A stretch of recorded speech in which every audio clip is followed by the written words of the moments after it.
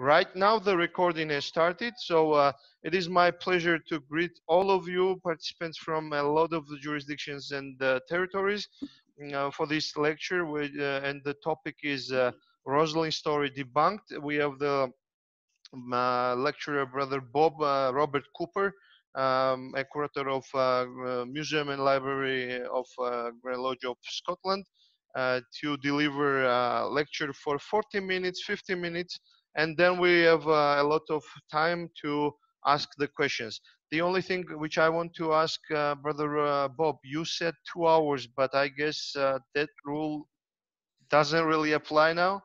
Yeah, no, Can we skip we're that? just, yeah, when I've got to go, I'll tell you, but yeah, we'll manage, don't worry. Excellent. I've got something I must do at 8 o'clock, so, but I imagine we'll be finished by then. Okay, so please, floor is yours, and brother, I will mute everyone, and I will unmute brother Bob only. Now it should be without any. Okay, there you are. Please. We're on our way. Okay, Yeah. well, good evening, everyone. That was an interesting half an hour or so, but I think we managed to get it sorted out. Thanks for doing that, David. My pleasure. Isn't it strange, you know, how adaptable human beings can be? If it hadn't been for this virus, would any of us be sitting here listening to each other tonight? Probably not. So in some ways, perhaps this virus has brought brothers together like never before. So we have a saying, every cloud has a silver lining. I think this is the silver lining. Okay, well, tonight I wanted to talk a bit about Rosslyn Chapel. As you know, Rosslyn Chapel is a structure here in Scotland, and there is lots and lots of stories swirling about round about Rosslyn Chapel, what it is, what it's for, all that kind of thing. Now, because I'm a historian, and the way things work in the academic world is you look at something in the past and discuss it from that point in time up to the present. You don't do it backwards. So essentially what we're trying to do is we're trying to work out what was going on in Scotland at the time Rosslyn Chapel was built, and subsequent to that. Now, this is a huge subject, and I don't think we're going to get through it all tonight. But what I want to do is give you some kind of idea about the whole subject, and then hopefully the gaps, and there will obviously be gaps, that's your opportunity to ask questions to fill in those gaps. So, as I was saying earlier, it would be great if you would allow me just to rabbit on, and then in the meantime, you take notes. So if you've got a question, just hang on to that question, and we'll deal with the questions at the end. And that saves sort of constant interruptions. And hopefully, as I say, it allows me to be a bit more smoother delivery that way. Okay, so we're talking about Rosslyn Chapel, and it was built, or the foundation stone was laid anyway, in 1446. Now, we've got to try and work out, or try and imagine what this country was like. And we're now talking, what, 550 odd years ago. Scotland was the last place, the last country in Europe where the Reformation arrived. So the Reformation swept away the old religion, the Roman Catholic religion, and replaced it with Protestant belief. But Rosslyn Chapel was built before the Reformation. Now, the reason that I'm sort of making this clear is because we are now, well, the Reformation took place in Scotland 1559, so again, 450 years ago.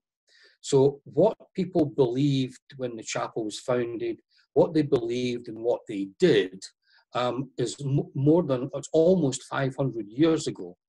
And that creates an enormous problem because there's nobody alive today can understand what was going on 500 years ago. Now, I'm not being derogatory. I mean, there are specialists that do know a lot about the religious practices of 500 years ago, but they tend to be very small in number. And certainly what people did 500 years ago is not very well known at all today. And that's why we end up with a situation where people are looking at this particular structure and they're trying to work out, well, what is it? What's it for? And what they do is they use their knowledge from today and try and use that knowledge, their personal knowledge, and apply it onto the past. And this is an attempt by, and everyone does this, they're trying to interpret something using what they know and what's going on today. A historian, as I say, will look at it differently. They will look at the situation 500 years ago and try and work out what the people then were doing and thinking. And that's why history is a kind of specialist discipline in the academic world. Right, so let's focus on Rosslyn Chapel itself. And this is, and it's necessary to explain the religious beliefs of the time, some of which there are many people who still have this religious belief today. Maybe not so many, but certainly this is a Roman Catholic perspective, and so that's where we begin. So we have a situation here in Scotland and common across Europe where these buildings were erected. I know particularly well what Scotland was all about. I don't know so much about what was happening in Europe, but this is a common phenomenon, the building of these chapels. Now, Rosslyn Chapel is one of 42 chapels in Scotland. So it's one of 42. And here's the first very important point. We cannot look at Rosslyn Chapel in isolation, as if it is a one-off and it's the only one that exists in the world. It is not. Certainly in Scotland, as I say, it's one of 42. In Europe, it's one of thousands. So what is it? Well, it's what we call today a collegiate church, a college church. And these things were built for a very specific purpose. And it is based on the faith that people followed at that time. And it was simply this, that and this was the church teaching of the time. So this is what everybody, certainly everybody in Scotland at that time, had to believe in, because there was no alternatives. It was a universal faith.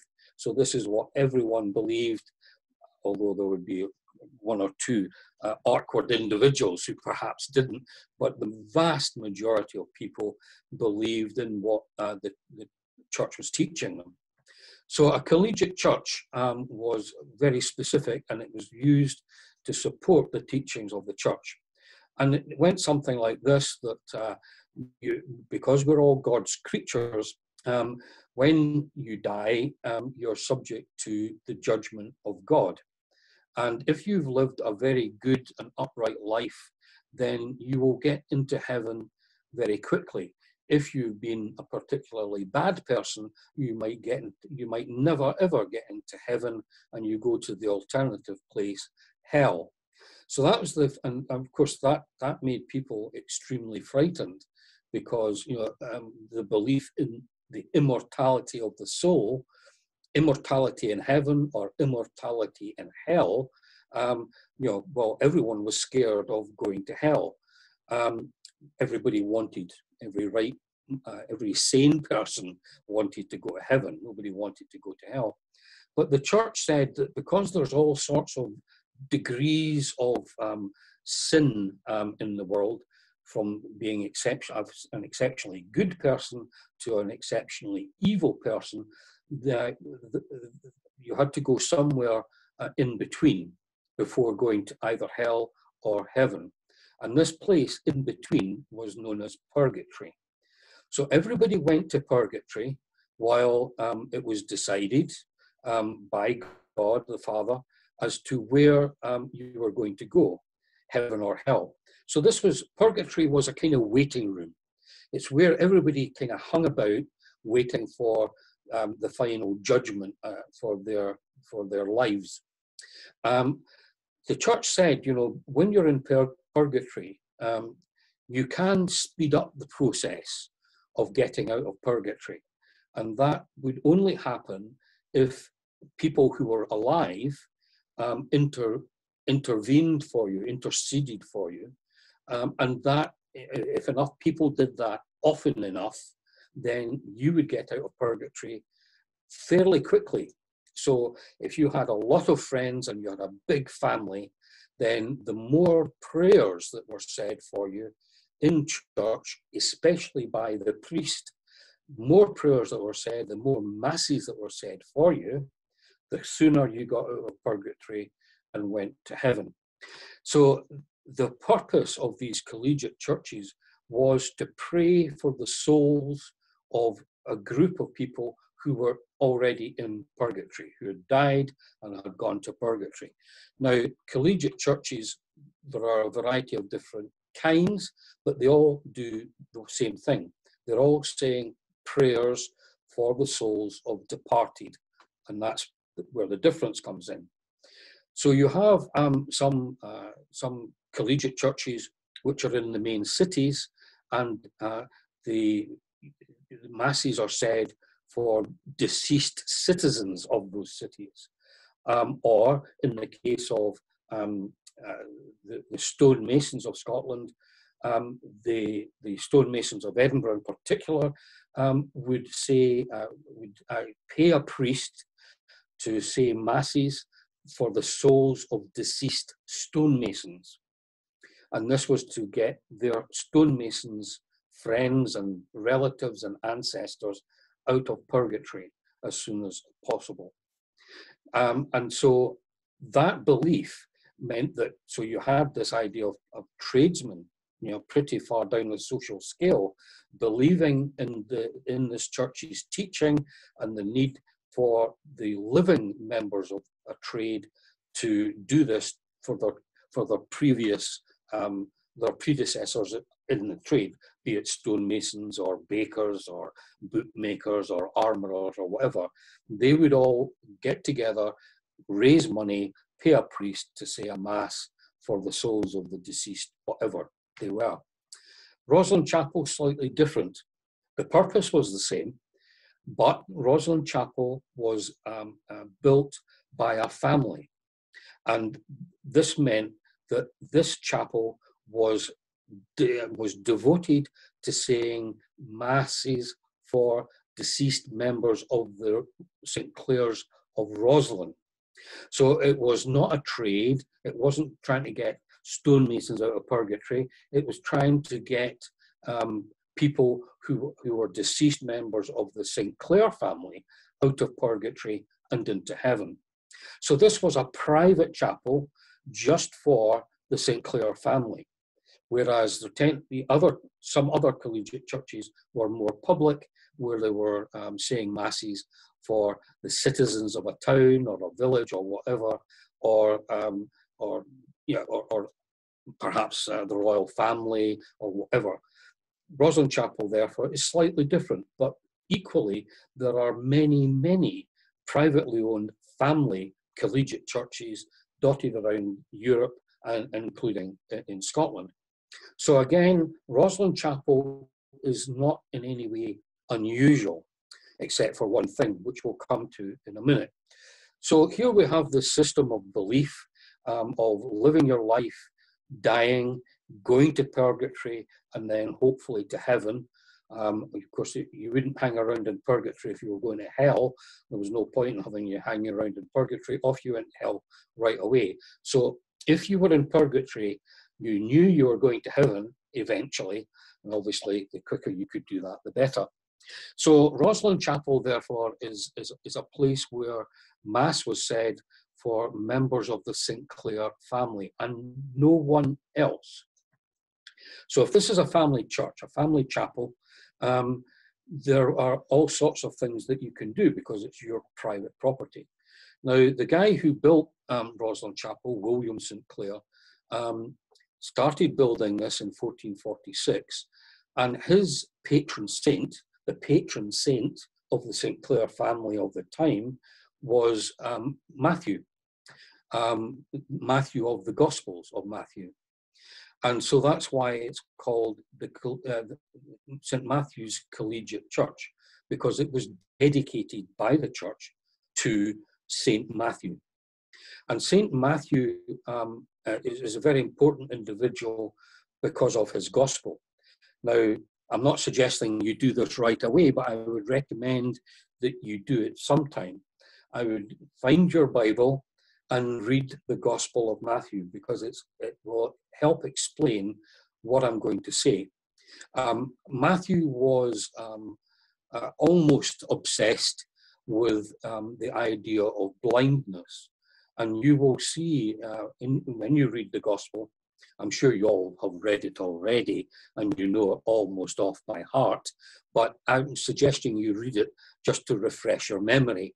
And Matthew, St. Matthew, was very, very obsessed, or almost obsessed, with the idea of blindness. And this is where the term "the blind leading the blind" comes from, for example, straight out of the Gospel of St. Matthew. Now, this idea of blindness was also physical and spiritual. So physically, of course, when in the time of Jesus Christ, and for a considerable time afterwards, blindness was a very, very common affliction. Cataracts primarily were the problem, where many, many people, if they lived to any age at all, would develop cataracts. And so blindness was very common, and it was seen all over the place, all over the world. Nobody knew the cause, but Matthew was particularly interested not only in the physical idea of blindness, but the spiritual, because he equated spiritual blindness as being equivalent to being physically blind. And he makes all sorts of references in the Gospel to people who are spiritually blind. And what he's talking about is, of course, people who are not believers, people who are not followers of Christ, but who have some other kind of belief. And so this idea of physical blindness and spiritual blindness come together in Rosslyn Chapel. And one of the most famous images of the chapel, and I'm going to work out how to show you some images, and again we'll discuss that later.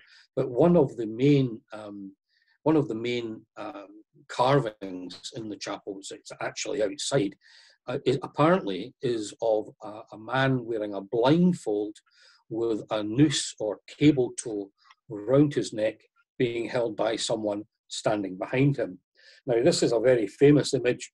It's been peddled all over the world as depicting, sometimes it's said that the man holding the rope is a Knight Templar, but in any event, it's someone who's being led into a Masonic lodge prior to his initiation.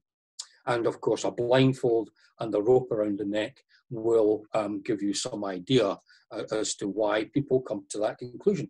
And at first sight, that is not an unreasonable conclusion to come to, because we've all seen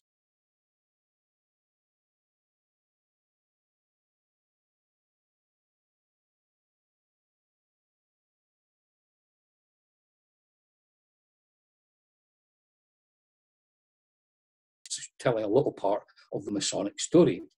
However, when you know about St. Matthew and his fixation on blindness, spiritual and physical, here you have in stone St. Matthew's phrase, "the blind leading the blind." Now, it's in this time, 500 years ago or whatever, everyone had a big difficulty showing how somebody was blind. You couldn't paint a picture or a stained glass window or a stone carving that made it obvious that the person in the picture, in the carving, was blind. You couldn't tell whether the person was supposed to be blind or not. So what artists and sculptors and stained glass makers did, and again, this is common across Europe, is they would always show a blind person wearing a blindfold. So that when you looked at a painting or whatever of someone wearing a blindfold, you knew that that person was physically blind. And of course, it could also mean that, depending on the context, that he could be spiritually blind as well. So when you understand that they have a carving in Rosslyn Chapel from 1446, thereabouts, of a man wearing a blindfold, and the fact that this chapel is dedicated to St. Matthew and his fascination of blindness, there is another explanation to be offered. And that, of course, is based on what the church taught people at that time. And that was that blind people, spiritual and physical, could only be shown wearing a blindfold. So that's one explanation of one small part of what actually happens in Rosslyn Chapel. Now, I'm going to make a very controversial statement. It's not controversial for me, but controversial for a lot of people out there. And that is, there is no Masonic symbolism whatsoever in Rosslyn Chapel. Okay, now you can all take a deep breath, and I'm glad I'm sitting on the other side of the screen and not in the room with you there, because I'm sure that some of you would have belted me for saying that. Now, this is very important because we as Freemasons have forgotten what symbolism is. A symbol is something that means something else. A symbol is something that directs you to the meaning of something. So it's not like a sign. It's not like a road sign saying no entry, or don't cross here, or road closed, or whatever. Those signs make a statement, usually an instruction, something you can or cannot do. A symbol isn't intended to do that, although sometimes it can, but a symbol is intended to give you an extra meaning. It means something else. So a symbol, therefore, within Freemasonry, is not, say it's something like a square, okay? Now, a square in Freemasonry isn't a square that you actually measure stones with or square stones with. In Freemasonry, we use it for a different purpose. So it's a symbol. It looks like a square, but it's not a square. It is a symbol for something else within Freemasonry. So that's what I mean about no symbols within Rosslyn Chapel. So there are none of the normal Masonic symbols in Rosslyn Chapel. There are no compasses, no squares, no trowels, nor hammers, nor anything else. What you have instead are carvings, like the guy being blindfolded and with a rope around his neck. That's a carving. That's not a symbol. That is an image. It's not a symbol. And so when we go to Rosslyn Chapel, when we look at the things that are there, you're looking at carvings. You're not looking at symbols, right? So the idea of two guys on a horse is not a symbol. It's a picture of two people on a horse. It's not a symbol. And here we've got ourselves into an awful lot of trouble. What we're doing is we're looking at carvings. Oops. We're looking at, I don't know where that's coming from, guys. Let me just, can you still hear me? Somebody nod. It's still on, right? Sorry, I've everything's fine. It was your I don't phone know call. who that was. Everyone else Anyway, is, I guess. As long as they don't want money from me, I don't mind. The thing is that, so we're back to this thing of what is a symbol? Well, there are no symbols in Rosslyn Chapel, but there are lots and lots and lots of carvings, hundreds of them. And when you look at them, some of them seem to indicate some kind of Masonic thing. But, as I've just said, now that you are all going to run away and read the Gospel according to St. Matthew, you'll be able to look at some of these carvings again and work out what St. Matthew thought he was showing, or St. Clare was doing for him, if you like. So this chapel dedicated to St. Matthew, all the carvings that are there can be interpreted from a Roman Catholic point of view, albeit a view that's more than 500 years old. And so the idea of, if you ever look at an image of St. Matthew, by the way, St. Matthew is always shown with a pair of wings.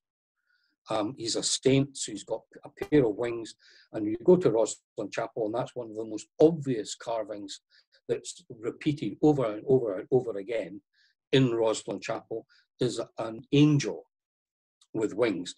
Now, I know some people have suggested that that these winged carvings are Masonic angels.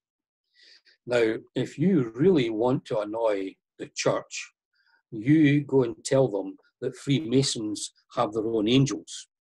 So you see the problems that we get ourselves into by trying to interpret these things from a Masonic point of view. There are, of course, no such things as Masonic angels.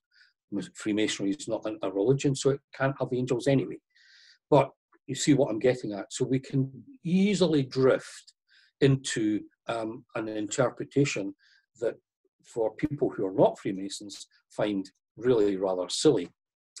The other great story that there is about Rosslyn Chapel, and which we think is the final proof that there is that this is a Masonic building, is the fact that there is an apprentice pillar there.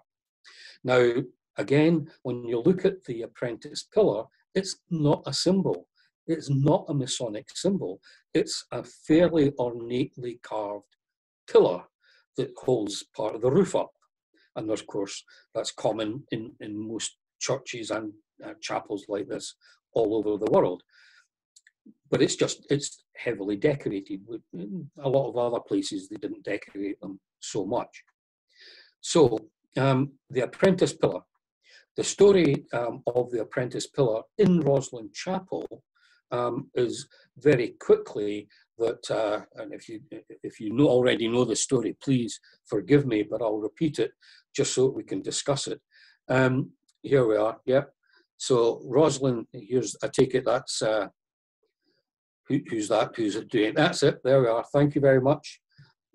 Who's this, is that Abraham? It's Abraham's, yes, anyway, it's Abraham's, so you can see, I mean, that is not a symbol. It has, you never see that within Freemasonry, or certainly not any Freemasonry that I'm aware of. So we do have pillars, but of course, nothing like that. And it's merely an illusion. Our architectural illusions are on the basis of what kind of pillar it is. Anyway, so this is not a symbol.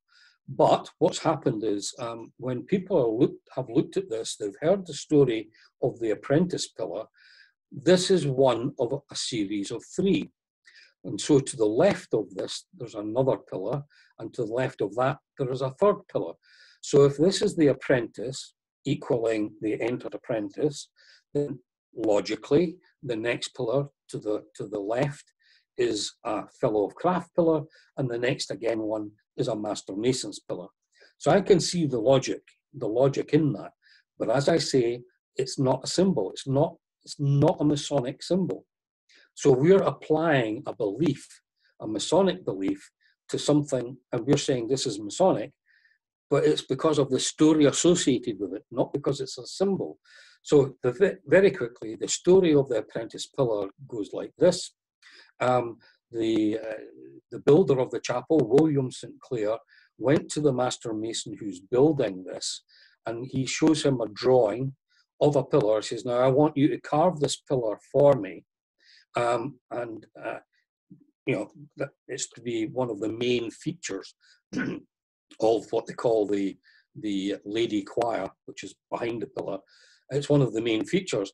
The master mason looks at the drawing and says, oh my goodness, that's far too complicated for me, far too complicated for me to do from a drawing. I need to go and see the original. And so he was able to con William St. Clair out of a vacation or a holiday to Rome, where the original was. So off the master mason goes to Rome to see the original, comes back to start work on this pillar, only to find that in his absence, his apprentice has completed the pillar as it exists in Rosslyn Chapel. And in a fit of rage, temper, anger at what the apprentice has done, completely upstaged him. And, you know, because he's only an apprentice, he's not supposed to be able to do this kind of work. So in a fit of rage, the master mason hits him on the head with a heavy setting maul, kills him. And so the story then goes on that once the master mason realizes what he's done, in a fit of grief, he kills himself. He commits suicide. And depicted in the chapel is supposed to be a head of the apprentice showing the wound on his head, and opposite him is his mother, his widow. So he's the son of a widow. And so you can see how the story is beginning to build up and match the Masonic story. However, there's two things to remember here, that the apprentice is not the same as our person. He's an apprentice. The guy who is killed in our lore is somebody far, far superior to an apprentice. The apprentice in Rosslyn Chapel is killed by a master mason. In our lore, the person who's murdered is not killed by an entered apprentice. So what I'm getting at here is the two stories initially look kind of similar, but when you take them apart, they're actually got a lot of substantial differences. Now, here's another problem in this sense. The murdered apprentice is not unusual. It is quite a common story across Christian Europe 500 odd years ago. And we know this because the carvings are common. In fact, about 12 kilometers, 7 miles of thereabout from Rosslyn Chapel, there is another collegiate church called Seaton Collegiate Church. And Seaton has its own murdered apprentice, complete with a fairly ornate pillar, but more significantly, the carving of a youth with a major wound in his forehead where the master mason killed him. It also crops up in Islam, where in several mosques, the same imagery is used. And this is probably a reference to the death of someone during the process of building the church or the mosque.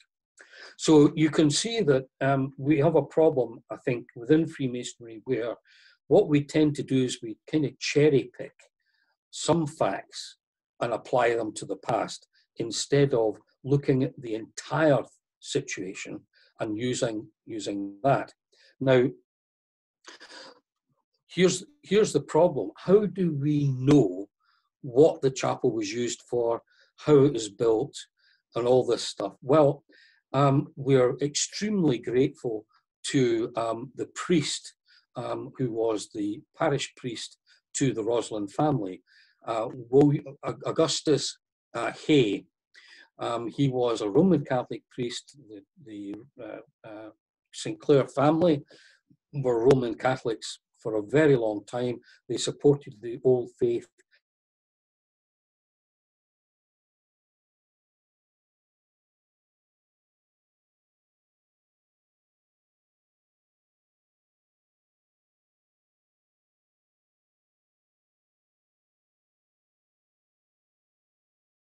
Castle, which is just a few hundred yards from the chapel. and he took out all the documents relating to the St. Clair family. And those documents are the documents that give rise to some of the stories about the St. Clair family and the Knights Templar. And I'll give you one example. One is a land deed, the transfer of land, which begins the Knights Templar own the following portion of land, blah, blah, blah. And at the very end of the document, it's now document to make a link between the Knights Templar and land that the St. Clair family bought from the Knights Templar. Now, these documents are in Latin and they are now lost. Fortunately, however, Father Hayes' line-by-line copy of them are still in the National Archive here in Scotland. And when the documents are translated, and I record my thanks to Dr. John Wade of the University of Sheffield for translating these Latin documents. I translated the Scottish ones, the ones in the Scots language, and they were published in a book called The Genealogy of the St. Clairs of Rosslyn. And for the first time, people like me, who can't read or understand Latin, were able to read it for themselves in modern English. And what that document about the land owned by the Knights Templar and ending up with the St. Clair family says is that, yes, it was owned by the Knight Templars originally, but this deed records everybody else who owned the land before it ended up with the St. Clair family. And something like 200 years or more, if I remember rightly, 230 years of transference of the land from the Knight Templars to other families before the St. Clair family ultimately buy it from someone else. So there is no direct link in the documents between the Knights Templar and the St. Clair family. But that hasn't stopped some authors saying that there is a direct link, and they use this the Latin version of this charter to prove their point.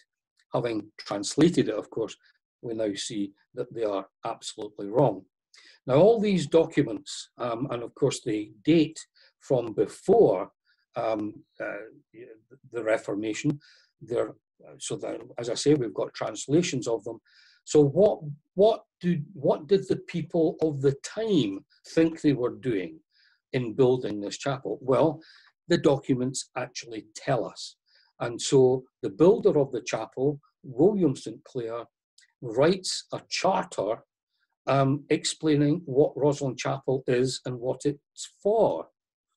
So even the builder of the chapel tells us 500 years ago, and he says, I am building this chapel for dedicated to St. Matthew and for the glory of God in the most peculiar manner to be seen in this kingdom.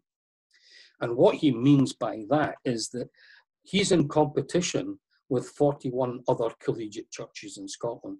So although he's going to build this for the glory of God and St. Matthew, he's going to do something different from the other 41 churches because he wants to be special. He wants to be different. And what he does is he fills it, every single nook and cranny in the chapel, he fills it with figures, carved figures relating to St. Matthew and the teachings of the church. And that's what he means by making it a special place, a curious work to the glory of God, as he says.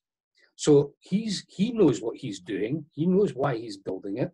He's building it for people to say masses for the souls of the St. Clair family who are in purgatory. And he also says, and I'm going to make it quite special.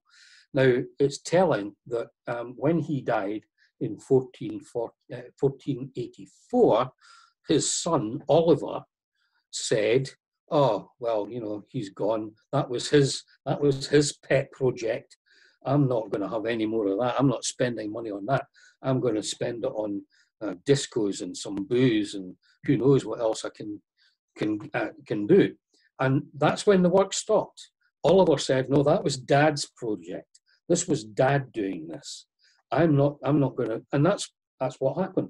They stopped building when he died, when the father died, and Oliver, he says, that's it, finished. I don't care whether it's not finished or not.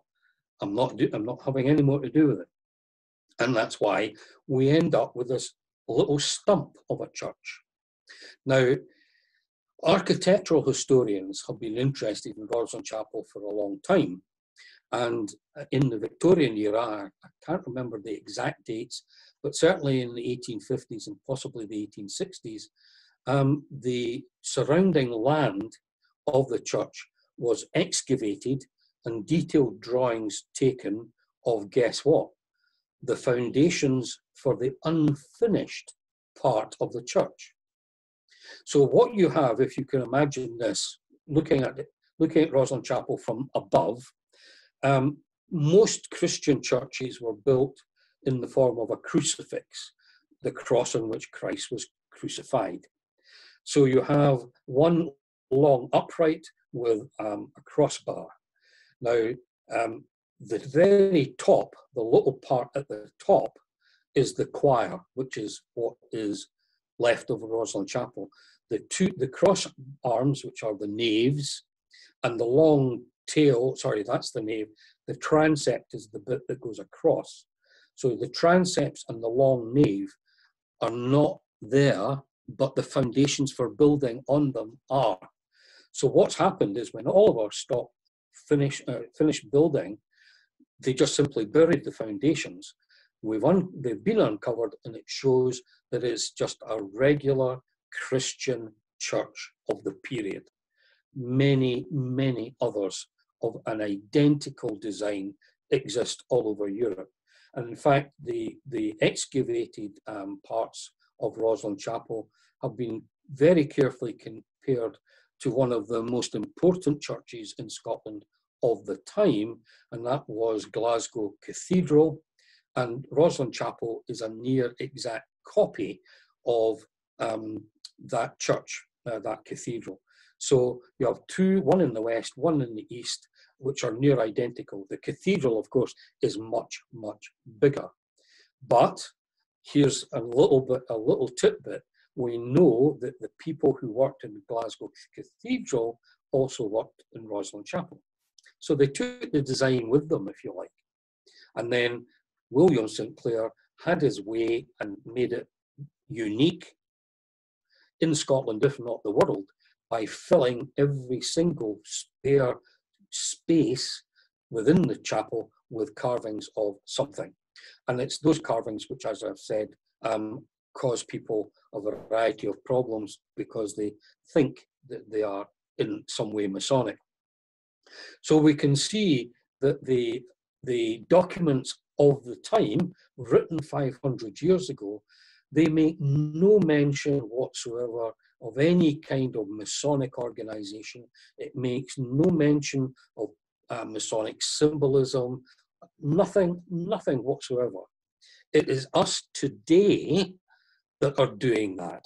We're looking at Freemasonry as we understand it today and applying it to the past, but we are not considering people at the time and what they said. Now, I've heard somebody say, because they didn't like the fact that we've got all this written evidence from more than 500 years ago, and because this chap was very upset at the idea that it's not Masonic, he said, well, yeah, well, that's because St. Clair knew that in 500 years' time, people would be trying to understand this thing. So he disguised what he was doing. He hid the real reason, the Masonic reason for building this chapel. And he wrote all these documents to throw people like you off the scent. I went, well, my goodness, that's some considerable hoax. You know what people are going to be thinking about you and the building in 500 years' time, so you're going to disguise it by telling lies now. Okay, well, if you believe that, you can understand where a historian has a major problem. And academic historians have a terrible problem with Freemasonry, because a lot of us think, well, that's true because it's logical. And a historian sees things in a very, very different light. So Rosslyn Chapel today, we now know, because of Dan Brown's book, famous book, or should that be infamous, we now know a lot more about Rosslyn Chapel and what we think it is today. But here's one major point to consider.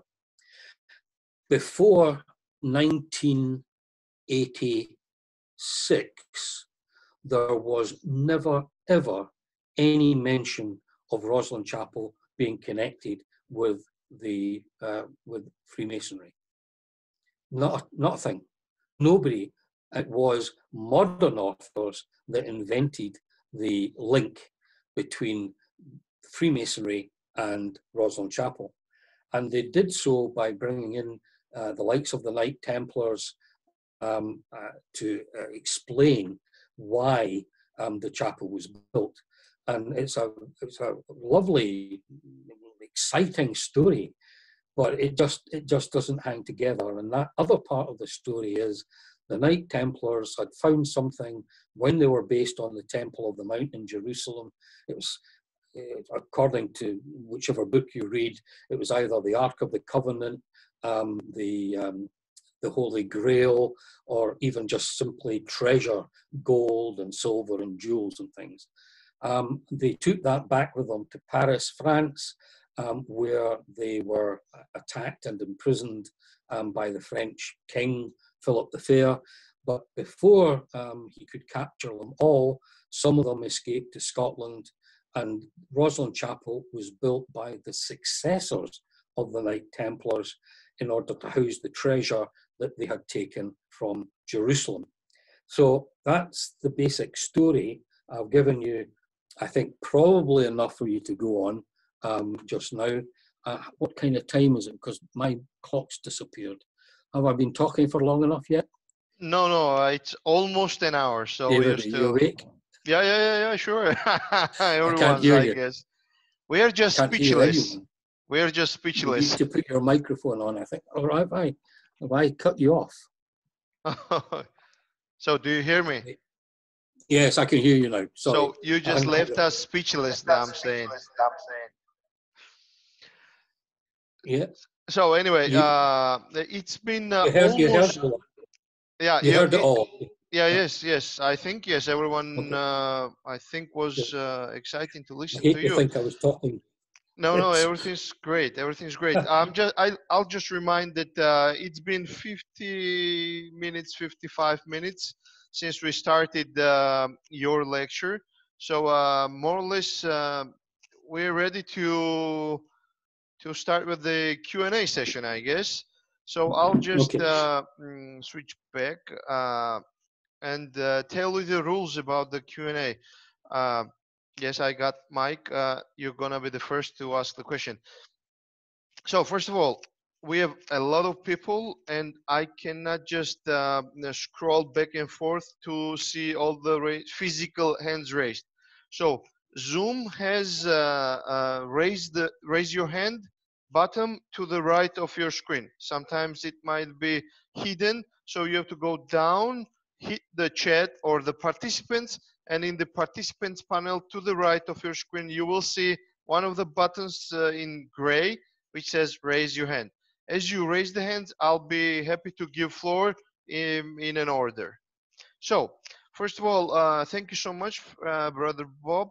We got Mike Bayojian. If I misspell, sorry, present yourself if you want to correct me. Floor is yours. Unmute yourself. As soon as you're done with the question, please mute yourself. Thank you. The question I had was, Mr. Cooper said there's no Masonic angels, yet if you go to the Capitoline Museum in Rome, there's a pair of angels holding up a square and compass in the lobby area of that museum. Mm-hmm. Does he? They're stonemasons. We're not Freemasons. Ah, okay. Thank you very much. That's all I had to say. Thank you. It was short. Levan G, floor is yours, please. Go ahead. Thank you, Brother Bob, for really fascinating lecture. I'm very thankful for that. Your story makes way more sense than the other stories, in my opinion. My question is that I also found on the website of the Rosslyn Chapel that there are some maze carvings on the interior. I was just interested if you have an opinion on that, or if there's something special in it, or I guess how can that building have a carving of a maize or Indian corn on it? Okay, well, yeah, I mean, you see again, what's happened here is someone has looked at a carving. It's a carving, not a symbol. They've looked at a carving and they've said, that looks like maize or Indian corn. Now, several things come to mind right away. Maize is a cultivated crop, okay? Can only survive if it's regularly cultivated. So it can't survive in an area where nobody's looking after it. So, and then we have got to think about where it can grow. Now, it can't grow in any places that get frost, okay? It's a tropical or semi-tropical plant, or it's not a tropical plant, but it's a plant that can only survive in warm climates. Now, the idea, of course, was that the St. Clairs sailed to North America, specifically Greenland and Nova Scotia, and they brought maize back from there. That's impossible. Maize can't grow in that part of the world. It just cannot grow. But here's another question for you. Who knows what maize looked like 500 years ago? Nobody in the world of botany can tell me what it looks like. It's been undergoing constant evolution, as all plants do, especially cultivated plants. So nobody's actually found an artifact that shows you what 500-year-old maize looks like. And in fact, what I'll do is I'll show you what maize at the time is thought to look like. That leaves me to explain one thing. What I'll do tomorrow or maybe Friday is I'll put some images on my Facebook page that will illustrate, for example, the drawing, the actual drawings made of the excavations of the foundations and things like that. So that's well remembered. Sorry, I've kind of rambled there, but the whole point I'm making is that somebody has had an opinion that is maize. Now, it's just an opinion. It's not a fact. Okay, so that's my problem. Thank you. Just it was on the Rosslyn Chapel's official website, and that's why. Yes. So I totally understand that it's kind of looks like more like an opinion rather than a fact. Thank you. Just to clarify, Bob, you say that because you don't have the fact how maize looked like, that might be explanation what this plant might be, or shouldn't be maize, or you may doubt because of that. Yeah, well, Do I somebody understand today, that, right? yeah, somebody today has looked at it and said that's maize. Yeah. But that's because they know what maize today looks like, right? That. Not because they know what maize 500 years ago looked like. Could it have changed that much, that it looks like that much different than back then, or what it might be then, which is more or less similar? Yeah. That's what you're gonna put on your website, right? Sure. Yeah. So I'll give you a drawing of what maize looks like today. Okay. Thank you so much. Thank you so much. I will share Bob's personal Facebook page later on through the emails, and I'll try to post here in the chat as well. So if you want to contact or read more about that, you'll be doing that. So the floor goes to Pete Norman. Pete, floor is yours, brother. Oh, Pete's with us. Hello, Bob. Yes. Hello there. How are you doing? We missed you here in Texas this month. Yeah, I know. Yeah. What can you do? I'll get you again. I'm holding up a couple of books here Yes. that you recognize, I'm sure. One of them Yeah. is by Ken Wallace Murphy, and the other one is by Andrew Sinclair. And both of these came out, I think, in the late 80s or the early 90s, something like that. And I know those are not the originals, but you said that prior to about 1985 or 84, nobody had any kind of Masonic connection to the Rosslyn Chapel. So my question is, was there one book in particular that actually infected the rest of these authors back in the 80s? Yes, I mean, some of them had, they touched on it. I think Michael Bajan makes mention of it in the very first book, which was called A Temple in the Cross or something like that. And that was a huge seller, a bestseller, and they then went on to develop the whole idea from there. So if you take the time to read these particular books, you can see that they are. It begins very small. It's an aside. It's nothing very important, and then the next book it builds on it. Next book builds on it, and eventually we've got to the stage where it goes the whole cycle, and from one paragraph in one book 40 odd years ago, we end up with a whole novel, a whole work of fiction based on Rosslyn Chapel. Unfortunately, very few people, I can understand it, very few people have the time to go through all those particular books and find out what they say. But Andrew Sinclair, as you know, was a vociferous exponent of this. And which book was it? The Sword and the Grail or something that you held up? One of the ones I held up, this one. The Sword and the Grail. Yeah. Sword and the Grail. Yeah. You see, here's another situation. On the front cover, what he's got is he's got a grave slab. It's what we call a floriated grave slab with a sword on it and all the rest of it. And then some hundreds of years later, somebody carved the name Sinclair on the grave slab, because we've got the original pictures of the original grave slab without the writing. So some I blame all of this on the book Holy Blood, Holy Grail. That's the one. Well remembered. That's exactly the one. 1981. And I did a study. If you actually go back before 1981 and you read a book about the Knights Templar, there's nothing in there about Rosslyn Chapel. If you read a book about the Shroud of Turin, there's nothing in there about Rosslyn Chapel. But it's after 81 that you start seeing authors cross-referencing all these various things. Yeah, that's exactly right. And unfortunately, we don't take the time to examine the history of the history. And we just get the latest book, and we're attracted by the stories. That's why, as I was saying, we can't really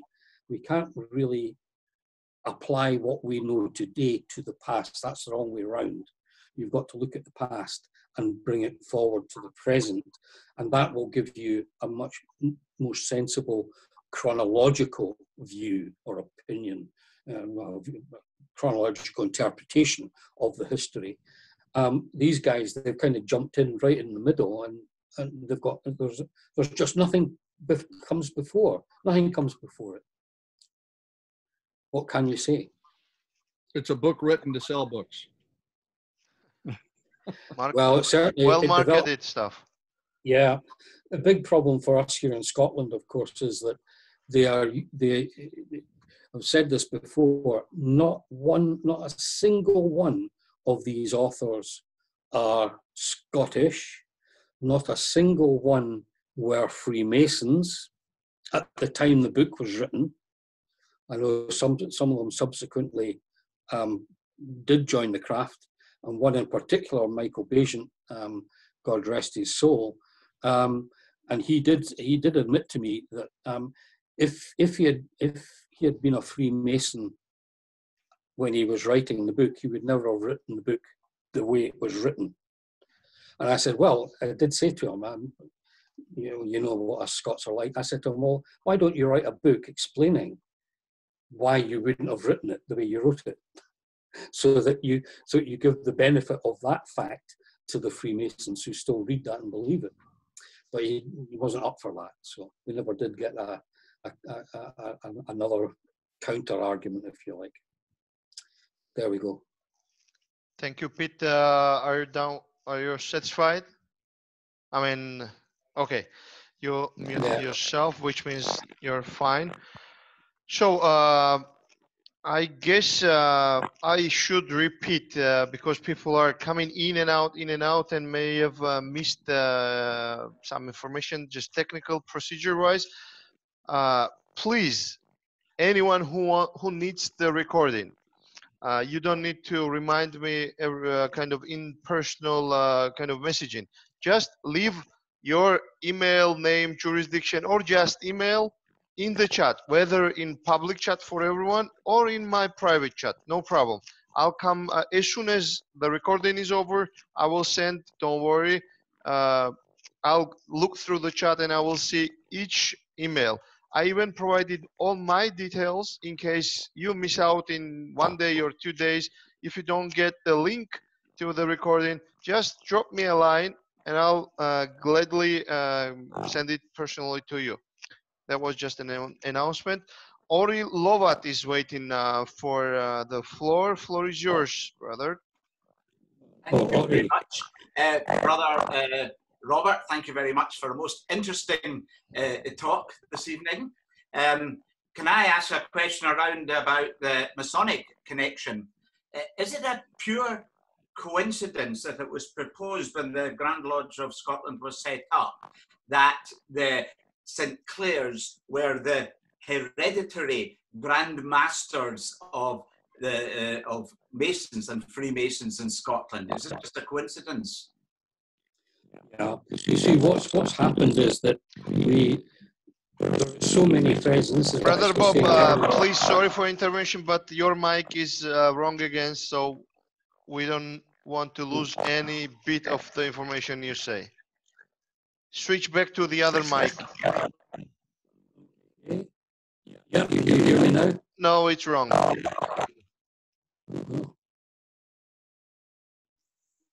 For some reason, it just switched back. It was no, it's not. It's not good.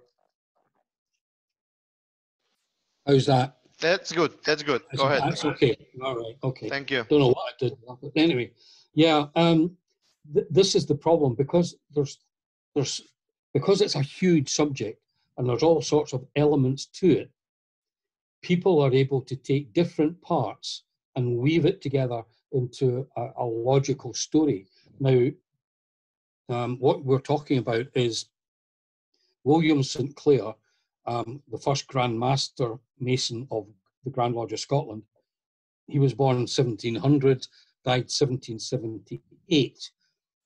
He renounced all the hereditary rights of the St. Clair family to governing the Masons of Scotland.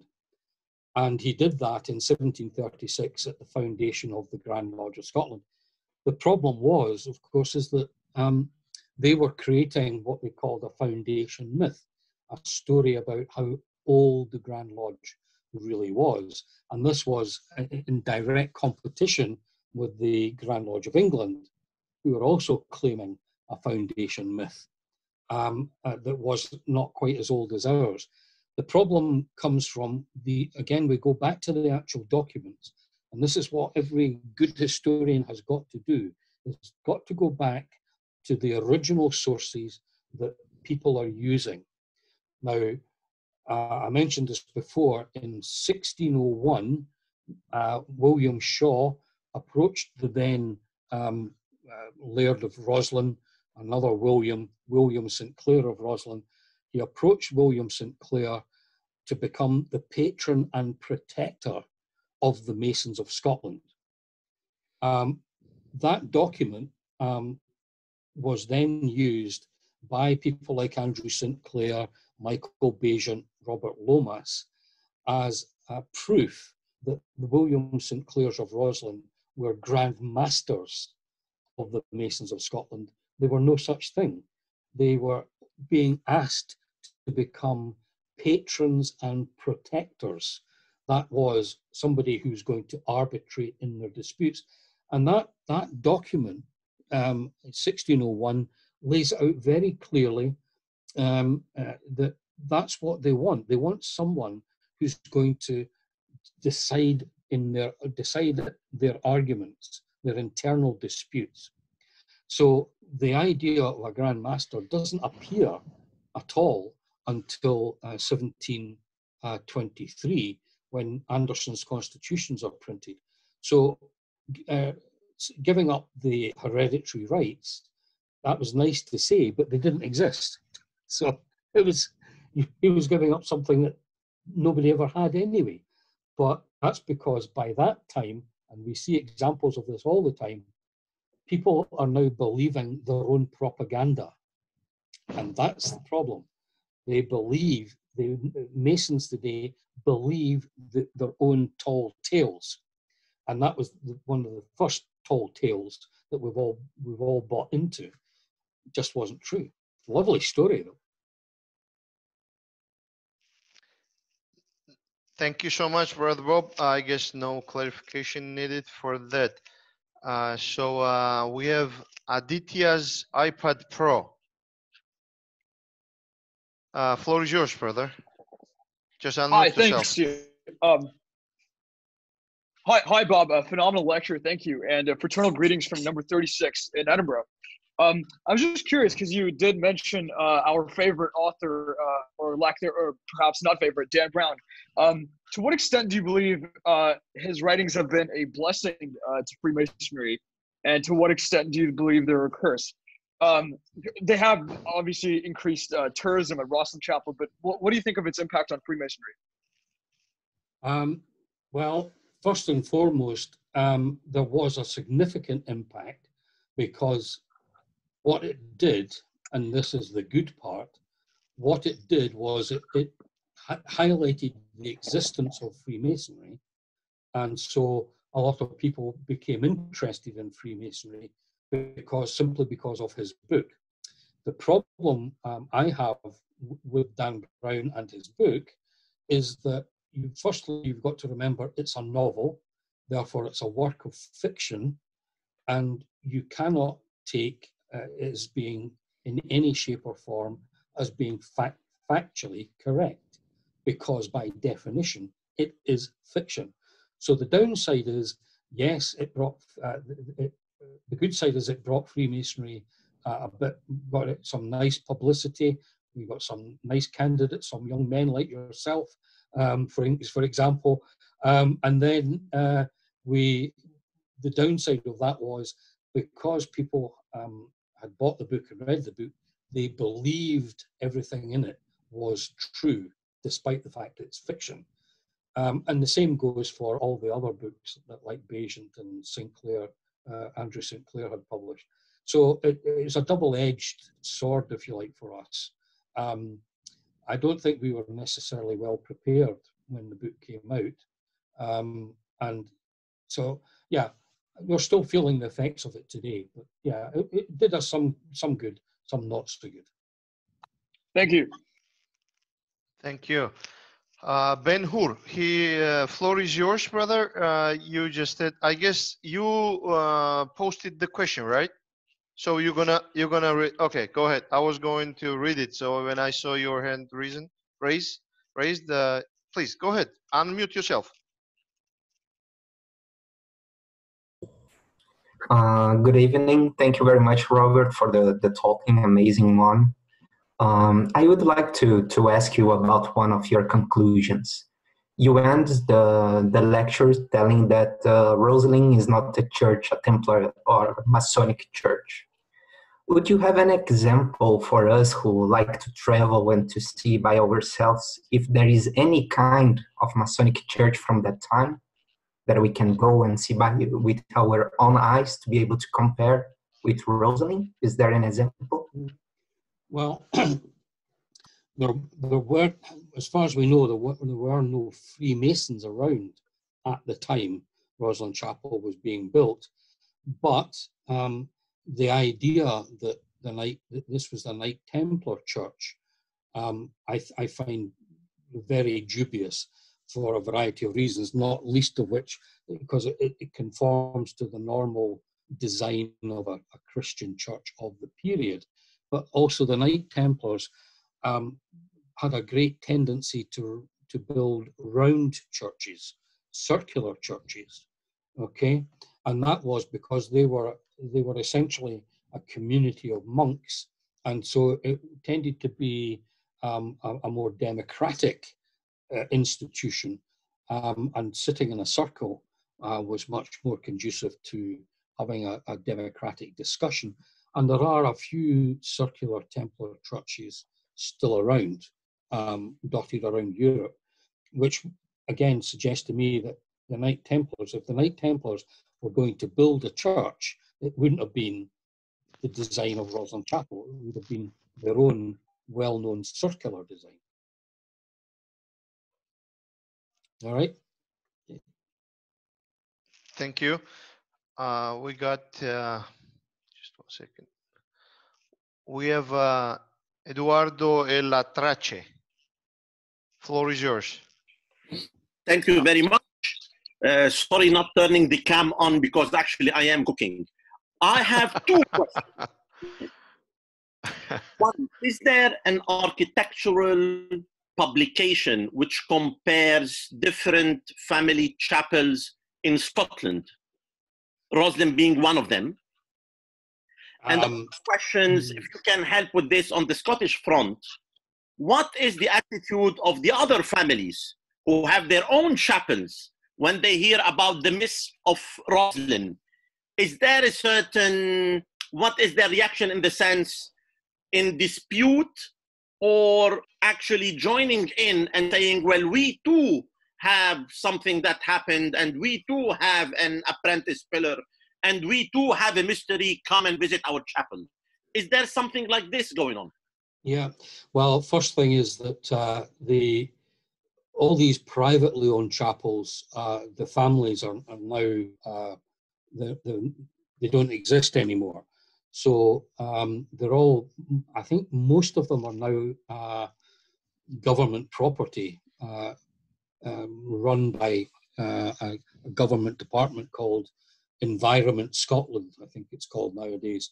And so there is the families no longer exist. Even the St. Clair family ceased to exist with the death of the William St. Clair, who died in 1778, because he didn't have any male heirs. So the St. Clair family died out, as did all the others. So in terms of a publication, there are a few, quite specialist, but there are a few that compare all the churches in Scotland with other churches, and they have, I think they all have ground plans in them. I mean, if you're interested, I can certainly give you the titles and the publication dates, etc. But what I'll do tomorrow, or maybe the next day, I'll put some of these things, some of these plans and things on my Facebook page so that you can see them. Okay, my dear sir, thank you very much. Okay. Thanks so much. Next is Jake Mons from Canada. Floor is yours, brother. Go ahead. You have to unmute yourself. Yeah, there you are. Greetings, brethren, and thank you very much, Bob. An excellent presentation here. My question concerns the apprentice pillar. When you were speaking about it earlier, you were mentioning the part of the legend where the apprentice had traveled to Rome to get the drawing of it, or my question here is there something in Rome, or is that strictly part of the legend? It's part of the legend. I mean, I say Rome because that would be the center of the church activity at that time, for sure. So it seems that it's probably logical that it would be Rome where it was. But, you know, again, when you look at this stuff from an architectural point of view, the apprentice pillar is not carved as a single thing. If you got, I think Abraham's got quite good photographs, but what you'll see if you look carefully is you'll see that there are joints running round. So essentially the apprentice pillar is a series of donuts, circular donuts with a hole in the middle, and they're stacked one on top of each other. And so when Abraham finds it, I think you can see it fairly clearly. And so, you know, the idea that you carve a pillar, well, it's just not true. So if you go down, see where the red railing is at the back, the red thing. If you follow the line of the red railing, then look in the pillar and you can see a line going across the pillar. And that's where, you know, part of, you know, the donut is. So it's like a stack of donuts.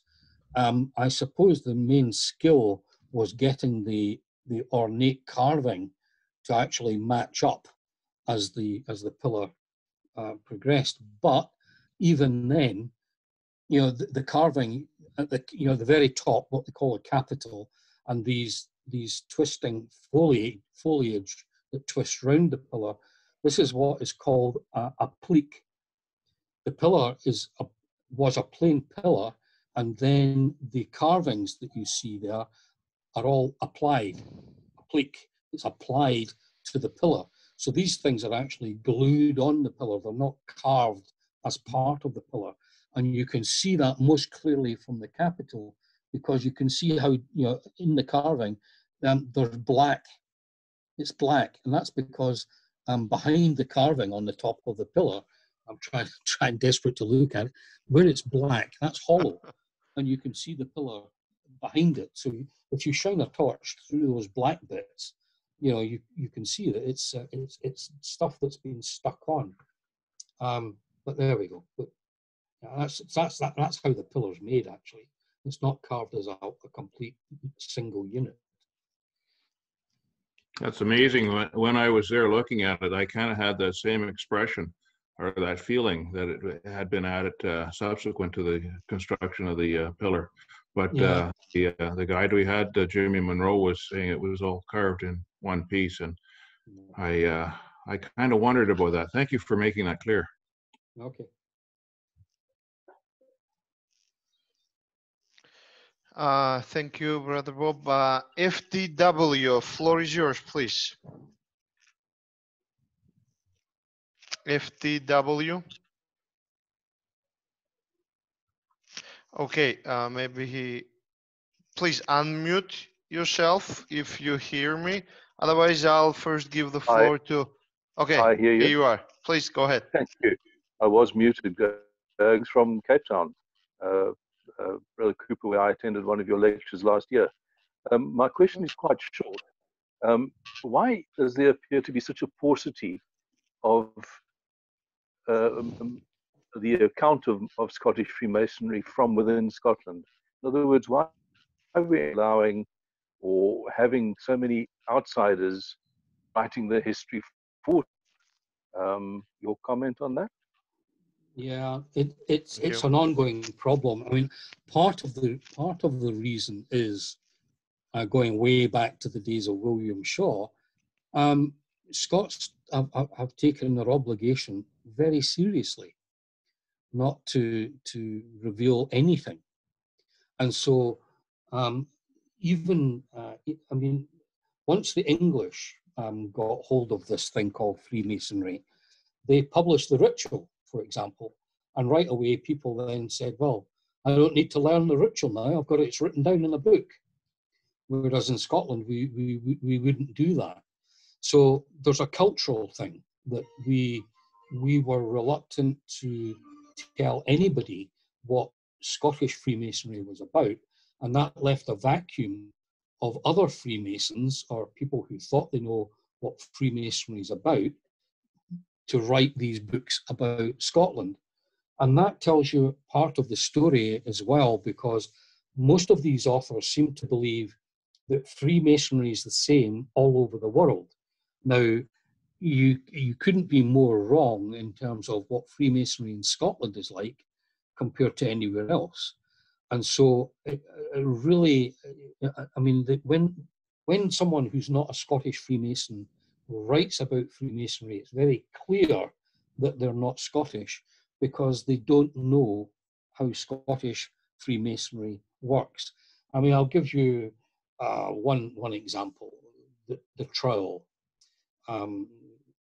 ceremonial trowel that's used in most Masonic jurisdictions, not in Scotland. And so they go on about, using the Masonic trowel, spreading the cement of brotherhood, etc., etc. Scotland doesn't use a trowel.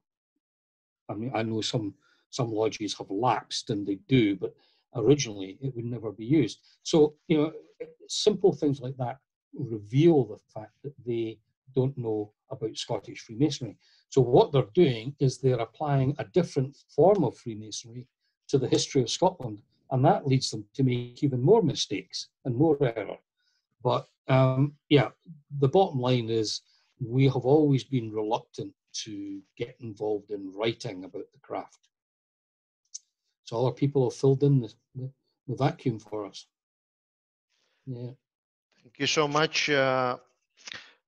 Just to remind the participants that I just posted Brother Bob's personal Facebook page address, and also his professional website, where you can find all his books. And if there are questions left, you can go through these books, of course. Now the floor is for Luke Watson. Unmute yourself, please, and the floor is yours to ask the question. Hello, good evening. Thank you for the fantastic lecture. We were listening to, the Edinburgh Ashlers were listening to a lecture the other day given by a brother about about Rosslyn Chapel, and it was mentioned that over time, especially in the Victorian ages, it was altered slightly. Do you think that over time, Masonic iconography has been placed in the chapel, and even though that wasn't the original intent? And then to the second part, could we not argue that it has become Masonic because of all this and the iconography we see within it?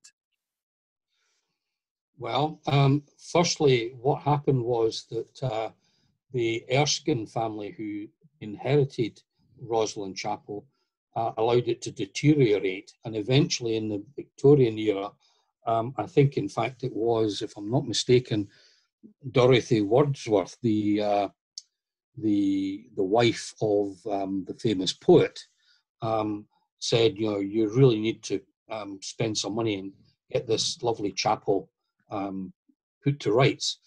And the St. Clair family, Erskine St. Clair family, they employed a chap called David Bryce, an architect, to improve the chapel. Now, David Bryce was a well-known Freemason in Edinburgh. So the idea that he took liberties with redecorating the chapel in a Masonic sense it's believable. I don't know if we're ever going to have any proof, but it certainly is believable. Now, if he put some Masonic imagery into it, then that I could understand that, but I don't think he did, and that's the problem. I don't think any of the carvings, any of the iconography, as you say, I don't think any of it is actually Masonic. What we've done is Christian, and what we've done is we've looked at these Christian carvings and we've made them Masonic. But when I say we, it's not us in Scotland that have made it Masonic. It's people from outside Scotland who have made it Masonic.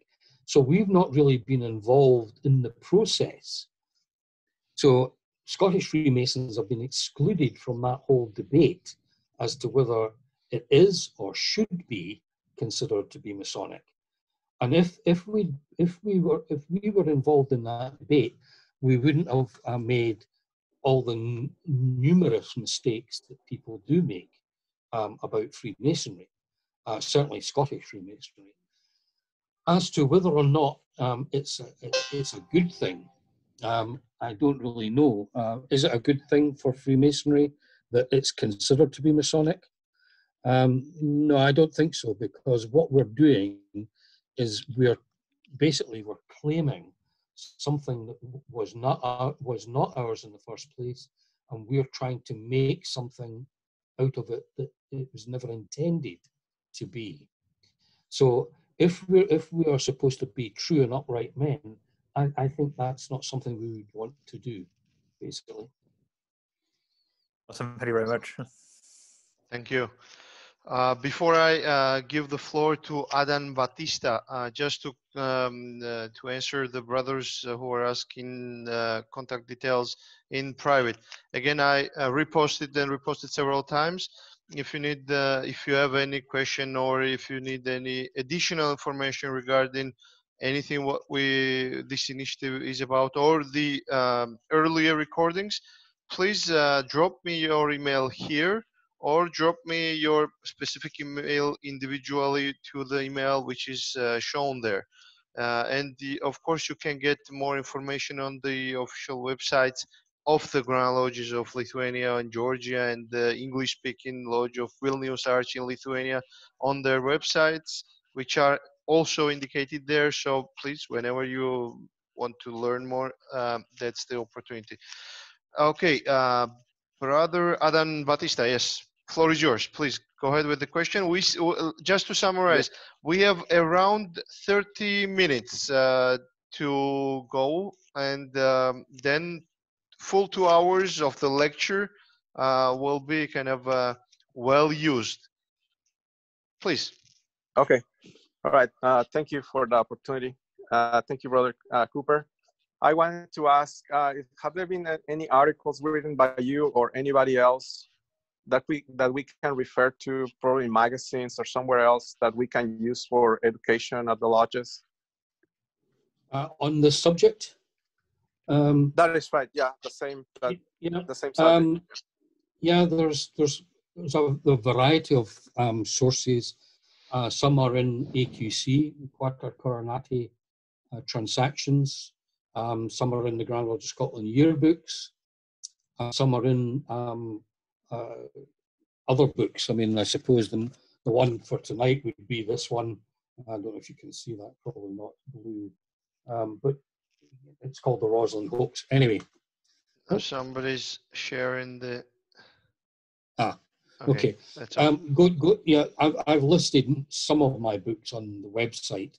So it's just under books, and you find some there. I know that Cracking the Freemasons Code, that's available as an ebook from Amazon, as well as a paperback. So yeah, unfortunately, they're not all gathered together in one place. So you're going to have to go looking for them, I'm afraid. Thank you. Thank you. And Bora, brother, floor is yours. Thank you. And first of all, I want to say, Brother Bob, for this enlightenment evening. And then the shocking news was, yes, the Rosslyn Chapel has no relation with the Freemasons. Yep, that was a little bit unorthodox for most of us. You made out 3 reasons, mainly, for the unrelations of the Freemasonry and the Rosslyn Chapel. And one of them is the St. Matthew's. St. Matthew is the patron saint of the St. Clair family, and his obsession of the blindness affected the architecture in the chapel, is the first one. And the second one is the St. Clair's own way to get out the purgatory. And the third one, you said several times that stonemasons are different than Freemasons. Well, actually, the question is that the line is so thick that stonemasons are really so different than the Freemasons, because most of us wants to claim that the stonemasons are ancestors of ours, and most of books says the same things. And also we have a few historical knowledge. For example, at 1475, the stonemasons in Scotland got the seal of coals from the Edinburgh administration, and that seal of coals was the first step, the institutionalization of the masonry. So most of the historians looked at date as a breaking point of the masonry.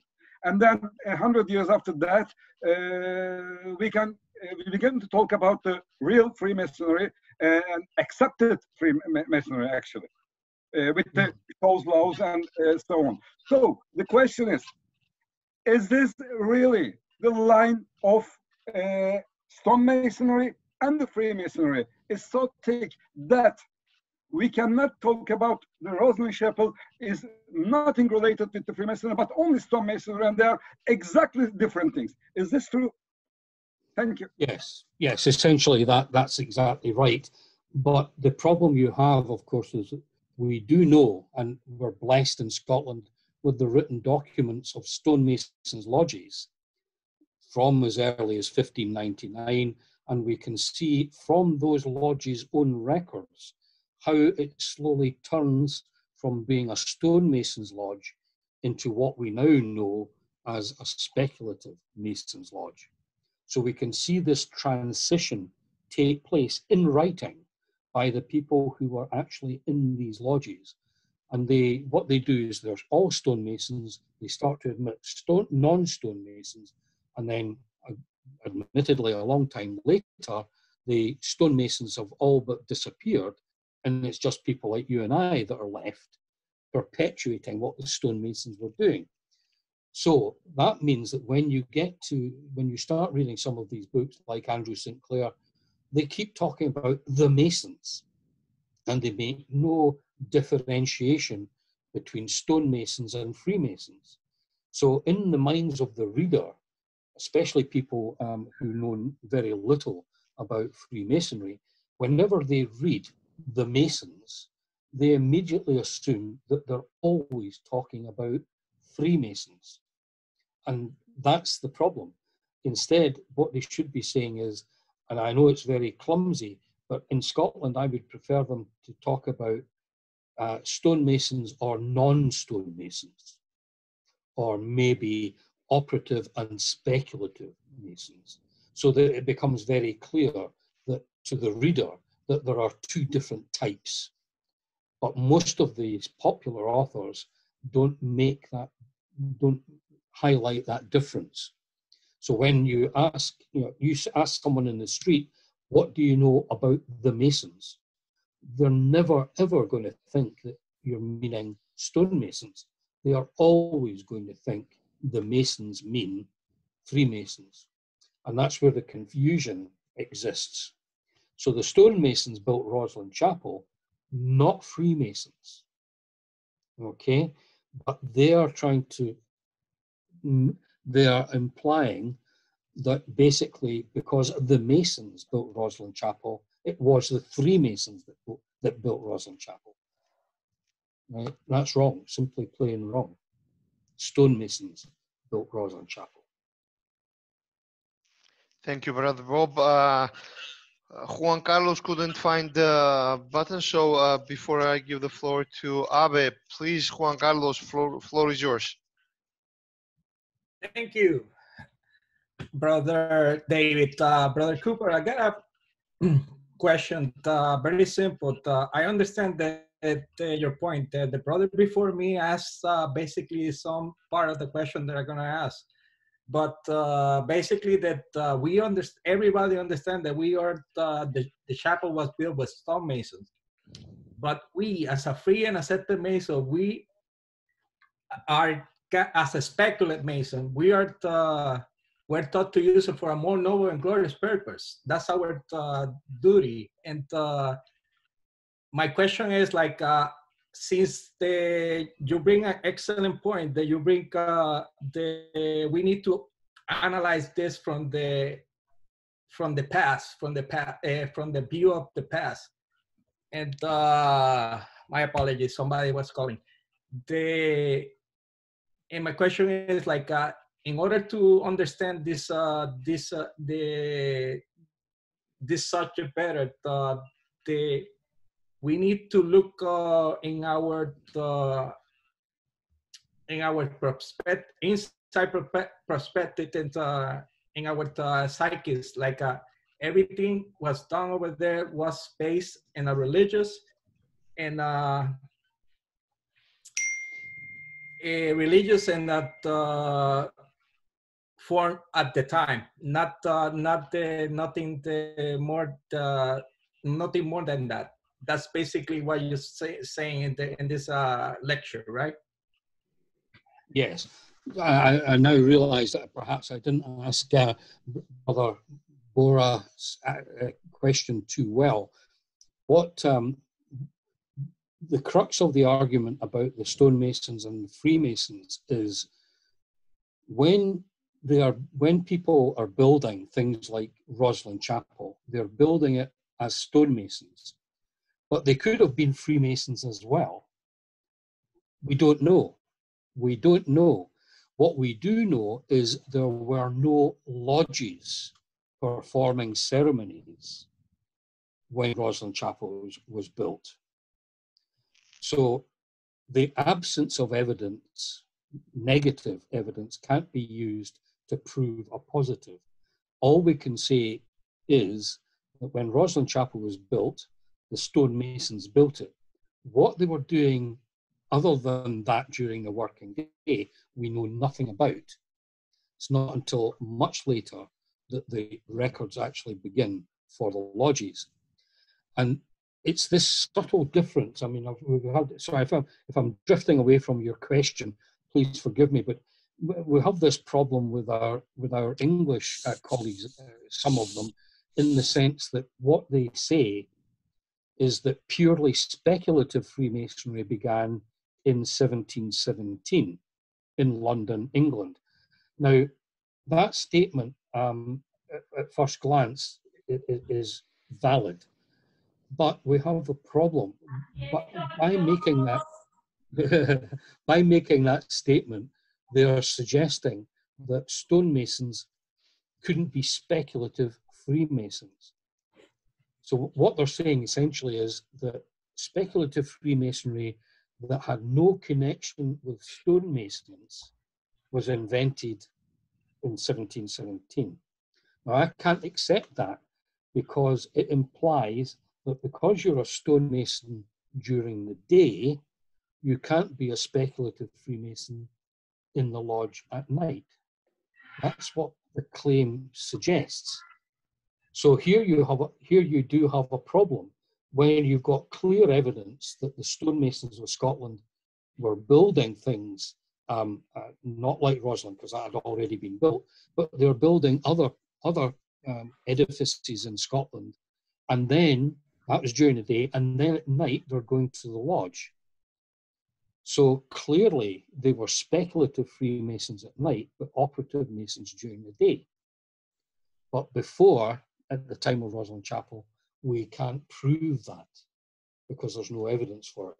Now, I don't know if that answers your question because I've forgotten it. My apologies. Oh dear, that's terrible. Brother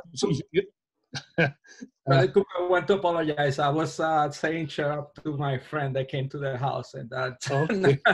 She didn't know that I was in a conference. But basically, you answered the question, and it is clear that we, as a free and accepted Mason, we are the one that speculate about the symbols inside the Rosslyn Chapel, not that time when it was created. Yeah, I think the stonemasons did the same. I have to say, I think that's exactly where it comes from. And, you know, the reason I say that with some certainty is because there were other organizations in Scotland that did exactly the same. And the one I've mentioned before is the Free Gardeners. And they were all working gardeners during the day. But at night, they went to the lodge and they initiated other gardeners into the Free Gardeners Lodge. So we can see that, and this I think is unique to Scotland, this idea that a trade, somebody's skill, their occupation, something that they make their living from, is then used to create some kind of esoteric, initiatic society. But it doesn't happen during the day. That's their day job. Their evening job is going to the lodge. So the stonemasons who are building something during the day, they go to the lodge, but they don't build anything in the lodge. They don't build anything except perhaps what is called the temple of the mind. But they're not putting stones together in the lodge. That's done during the day. The Free Gardeners did exactly the same. They created gardens during the day.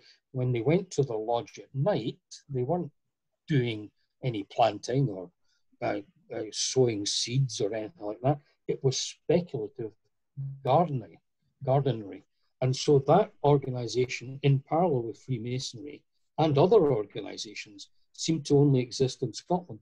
But it gives, to me, it gives proof that these organizations or these trades were looking at what they did during the day, and they were trying to make sense of the world as best they could in their lodges at night. Free gardeners, free fishermen, free carters, horsemen, and others I can't recall now. But they all had this idea of using their everyday working lives for esoteric, speculative purposes in a lodge. I don't think that existed anywhere else in the world. Wow. Thank you, Brother Cooper. Thank you, Brother Juan, Brother Bob. I'll read one question which was pending in the private, and then Brother Abe, you will have the floor. So it came from Frater Irar, and the question is like this. It was mentioned that Freemasonry did not exist at the time the chapel was being constructed, but doesn't the Holywell manuscript say that the craft arrived in England from Egypt during the reign of King Athelstan? Please. That's a very, very interesting question. It's that doesn't mean to say it's true just because somebody wrote it. So that's why the historian always wants to look at evidence. So the Halliwell manuscript, I think that's also known as the Regis manuscript, isn't it? The Regis poem. Well, let me put it this way. I don't know if you've ever read it. It's an extremely long and boring text, but it wasn't even written by stonemasons. This is a text that's written by a priest who's telling these stonemasons how he wants his church built, and what's more, he's telling them how to behave. But I'm not so sure whether the Halliwell, to be honest, whether the Halliwell mentions Athelstane. And of course, I mean, again, depending on your knowledge of Scottish history, you've heard of the Order of Athelstane. Yeah, that's an English order because Athelstane was an English king that tried to capture Scotland. So we would have nothing to do with Athelstane anyway. He was a bad un as far as we were concerned. Okay. So to be honest, David, on that very question, I would need to go and reread the Halliwell manuscript before, hand on heart, I could answer it, to be fair. Okay, let's take that as an answer. Yes, worshipful Brother Abemetz, floor is yours, finally. You've been waiting. Thank you, Brother David and Brother Bob. And Juan Carlos and Brother Bob both kind of touched on what I was going to get to kind of shed some more light, is that, again, the speculative side is we're told that as speculatives, we took the lessons of the working tools of the operative Masons and applied it to our speculative society.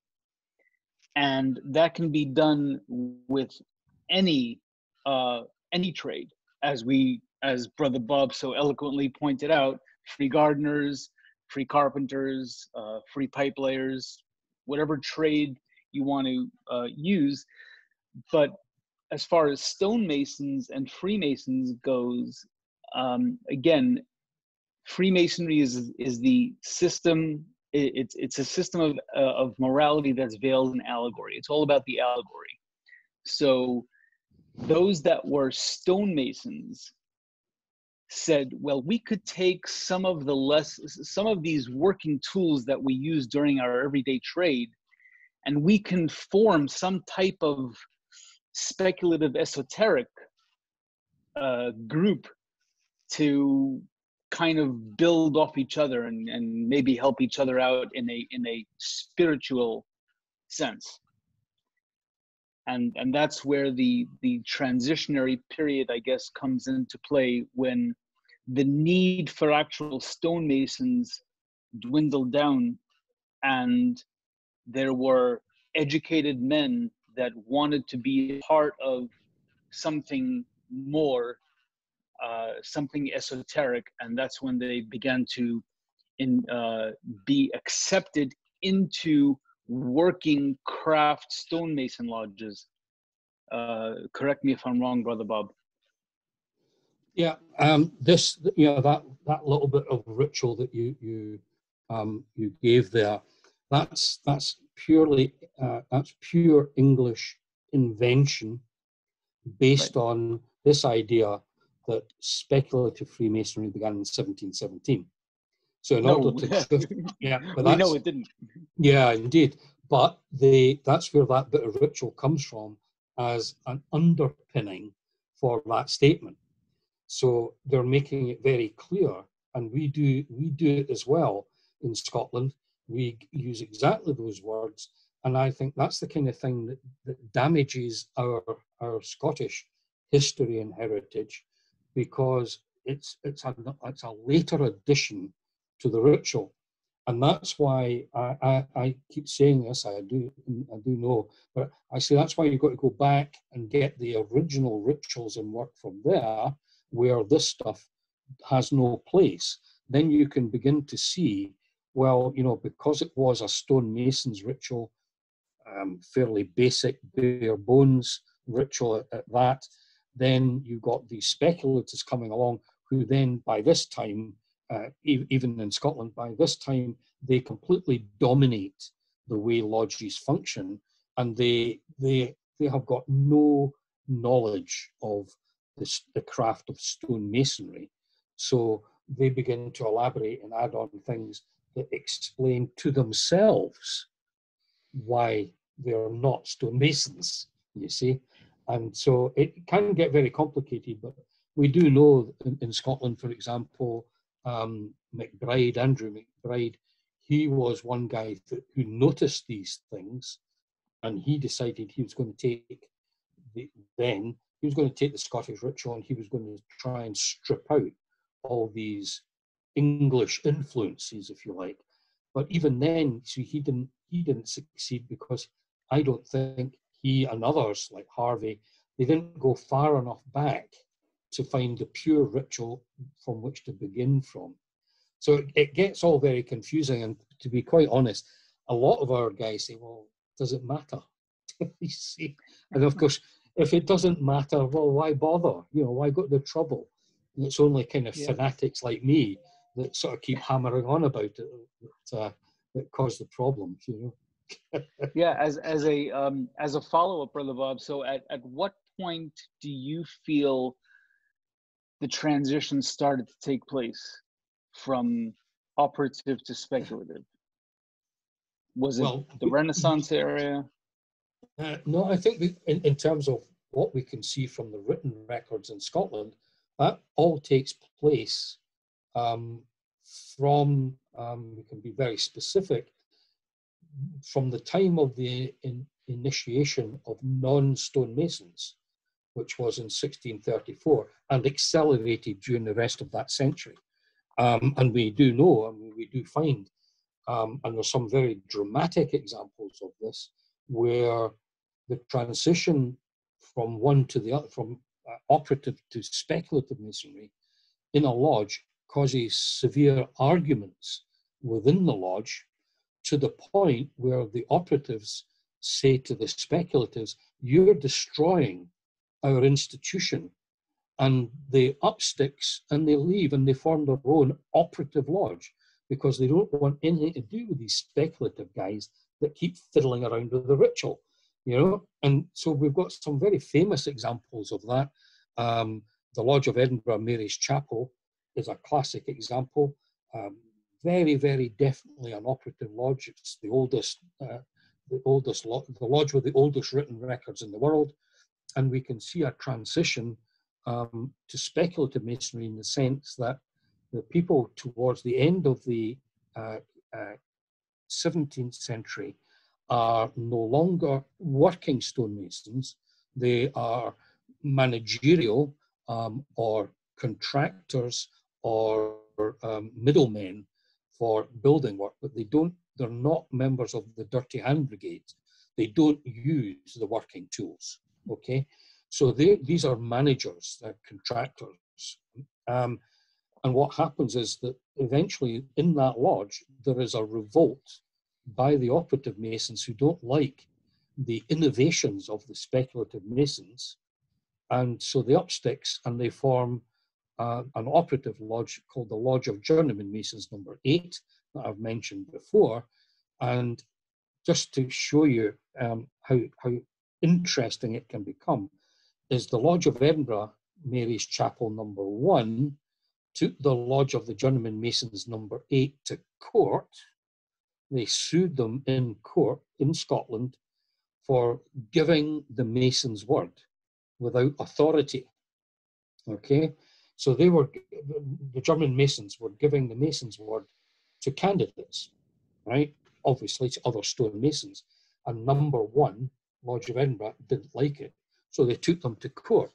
And the judgment was handed down. It still exists. Scottish law, as you know, is very different. It's called the Decreet Arbital. And that judgment says there is no monopoly on giving the Mason's word.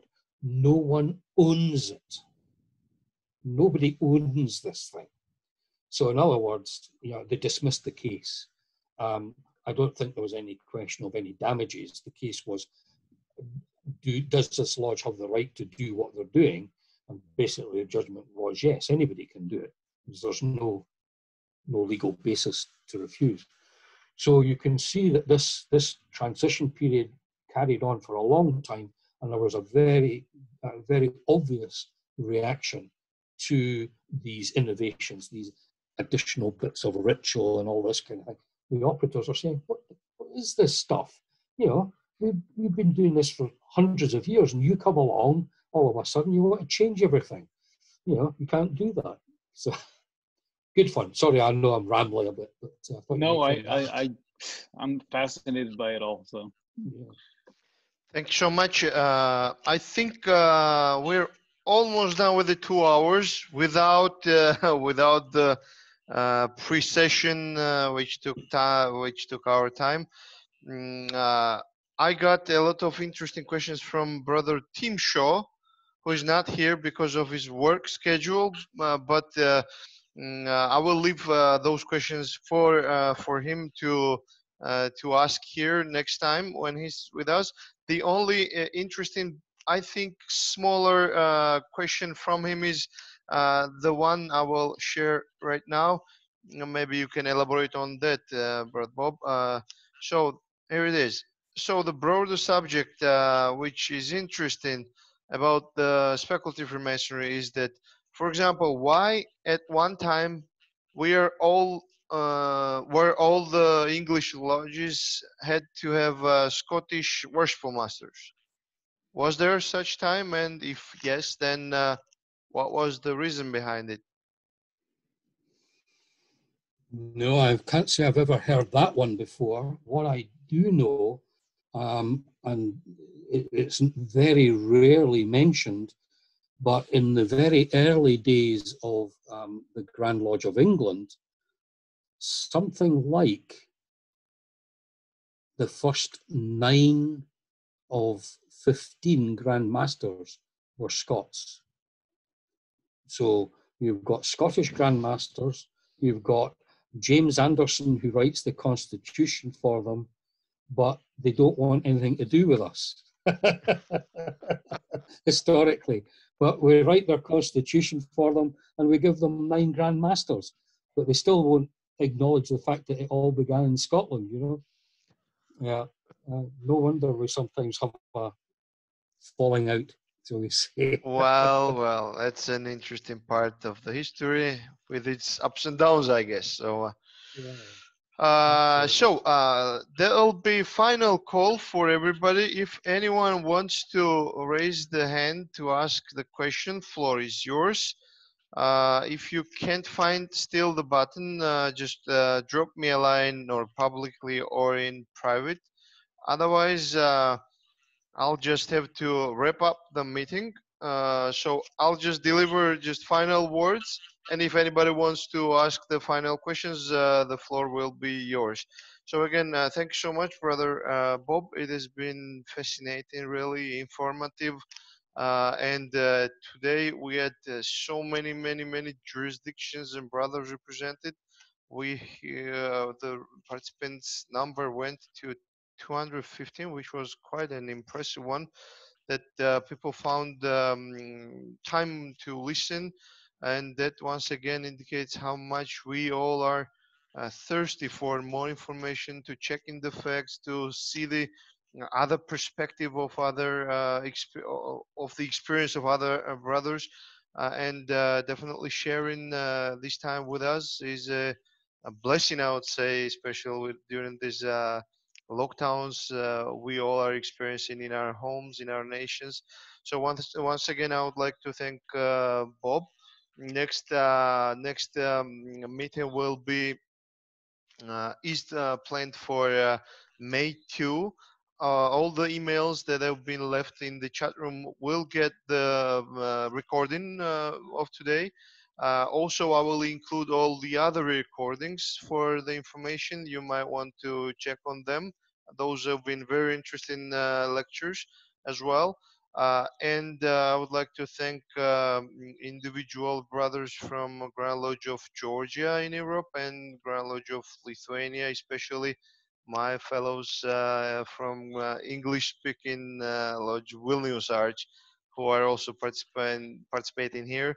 And my greetings to them, and hopefully soon we will physically be able to meet each other. So once again, thanks so much. Final call has not been taken, which means that we can say bye, and thank you all for participation. And I will leave 2, 3, 4, 5 minutes the room open. So if anybody still wants to chat or leave off the records, of course, I will now close the recording right here. I'll